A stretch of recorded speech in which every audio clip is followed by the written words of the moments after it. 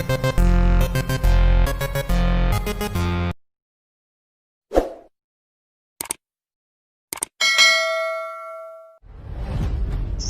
नमस्कार। आज बात करते हैं शत्रुओं की। आपकी कुंडली के छठे भाव के स्वामी ग्रह से आप पता लगा सकते हैं कि आपके मुख्य शत्रु कौन है। तो आइए इसकी चर्चा करते हैं। यदि शुक्र छठवें भाव में पीड़ित है या यदि शुक्र छठवें भाव को पीड़ित करता है या छठवें भाव में पीड़ित है, तो ऐसे जातक को सिनेमा या आर्टिस्टिक फील्ड के शत्रुओं से हमेशा डेंजर रहता है, यानी कि उसका खतरा रहता है। साथ ही अपने जीवन साथी या किसी रिश्तेदार से हमेशा उसको भय रहता है। यदि छठवें भाव के स्वामी तीसरे भाव पर खराब असर डालते हैं या अशुभ असर डालते हैं, तो पड़ोसी व छोटे भाई बहनों से उसका विवाद होता रहता है। यदि छठवें भाव के स्वामी 10वें भाव के स्वामी पर युति या दृष्टि से खराब असर डालते हैं, तो कार्य क्षेत्र में शत्रु उत्पन्न होते हैं। यदि छठवें भाव का स्वामी 9वें भाव पर अशुभ असर डालते हैं, तो उसका अपने बॉस व सीनियर से हमेशा कॉन्फ्लिक्ट बना रहता है। यदि यही असर 11वें भाव में हो, तो सहकर्मियों व मित्रों से उसके झगड़े होते ही रहते हैं। यदि 5वें भाव में ऐसा असर दिखता है, तो अपने अधीनस्थ कर्मचारियों के साथ उसका तनाव भरा संबंध रहता है। यदि जातक के छठवें भाव के स्वामी कमजोर हो और अशुभ ग्रहों से दृष्ट हो और खास तौर पर अति अशुभ ग्रह राहु स्वयं छठे भाव में बैठे हो या छठवें भाव को देखते हो, तो जीवन भर जातक को ऐसे शत्रुओं का सामना करना पड़ता है जो उसके काम में दोष निकालते हो।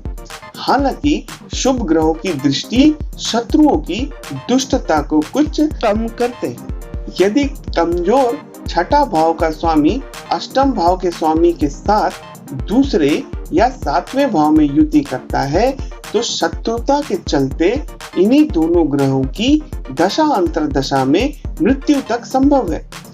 यदि लग्न मजबूत है, तो जातक शत्रुओं पर हावी रहता है और उसके प्रयासों को यानी अपने शत्रुओं के प्रयासों को वह सफलतापूर्वक विफल कर देता है। छठवें भाव से लग्न स्थान शत्रुओं का मृत्यु स्थान होता है। तो यदि लग्न मजबूत है, तो ऐसा जातक शत्रुओं के वार को विफल कर उनको हरा देता है। यदि लग्न में बहुत मजबूत बृहस्पति है, तो जातक अपने शत्रुओं को जड़ से उखाड़ देता है। यदि छठवें भाव में शुभ ग्रह हो, तो ऐसे जातक अपने शत्रुओं को कभी भी पनपने नहीं देते हैं। शनि व मंगल छठे भाव व शत्रुता के कारक होते हैं। यदि यह दोनों ग्रह मजबूत हैं, तो जातक अपने शत्रुओं का निरंतर विनाश करता रहता है। कमजोर छठा भाव जातक के लिए बहुत अशुभ होता है यदि उसके शत्रु हैं तो। यदि मंगल छठवें भाव में पीड़ित है और सूर्य व राहु से युति करता है, तो ऐसे जातक को लुटेरों, डाकुओं, असामाजिक तत्वों से, आतंकवादियों से, यहाँ तक कि सेना व पुलिस से भी खतरा रहता है। यदि बुध छठवें भाव में पीड़ित है, तो ऐसे जातक को अपने व्यापारिक क्षेत्र में या किसी व्यापारी से या बैंकिंग या फाइनेंस के क्षेत्र से जुड़े शत्रुओं से व चोरों से खतरा रहता है। यदि चंद्रमा छठवें भाव में पीड़ित हो, तो ऐसे जातक को पब्लिक या मॉब लिंचिंग से खतरा होता है।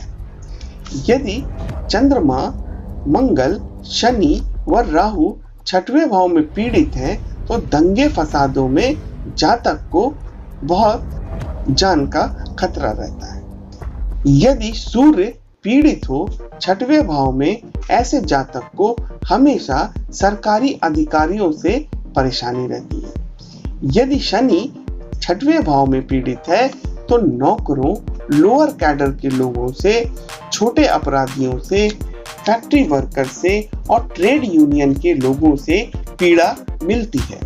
अब आइए आपको बताते हैं कि 9 ग्रहों का 6वें भाव में होने से कौन कौन से फल मिलते हैं। यदि सूर्य 6ठे भाव में है तो जातक एक अच्छा राजनीतिज्ञ होता है और उसके शत्रु बहुत थोड़े होते हैं।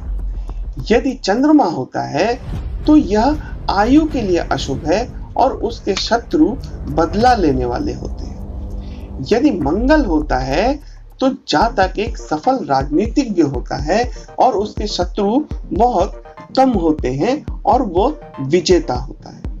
यदि बुध होता है तो जातक झगड़ालू होता है और अपने शत्रुओं के लिए बहुत ही खतरनाक होता है।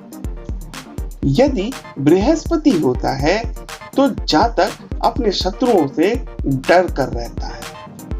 यदि शुक्र होता है तो जातक अति सेक्सुअल टाइप का होता है, यानी बहुत ज्यादा कामुक टाइप का होता है और उसके कोई शत्रु नहीं होते।